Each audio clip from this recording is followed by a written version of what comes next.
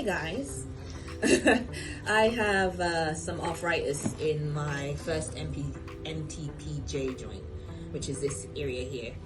I have a condition which is called hallux limitus, which is essentially where this long bone back here, which is called the metatarsal, is in direct contact with the proximal phalanx, and they're rubbing, and it's causing some spurring, and it's reducing how much range of motion I have at this toe, and it gets quite painful.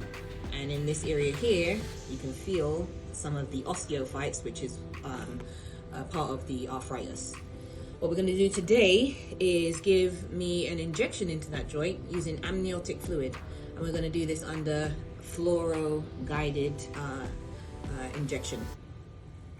And then you can look at the image up here.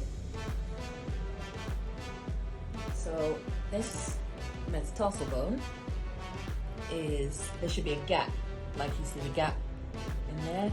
This is reduced down significantly, so these two bones are interacting too much, and that's what's causing the arthritis.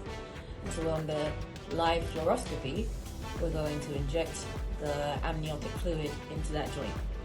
This has been done for ankle arthritis, knee arthritis, hip, and it's very successful in reducing the pain as well as healing the joint instead of just using a steroid, which reduces the inflammation. This actually helps to rejuvenate the joint. Okay. So this is with the toe, the big toe pulled apart. Now we see gapping compared to the previous picture where we didn't see much of that gap. So we're going to inject right into that joint space to help with the pain and help to heal the arthritis and some of the wear and tear.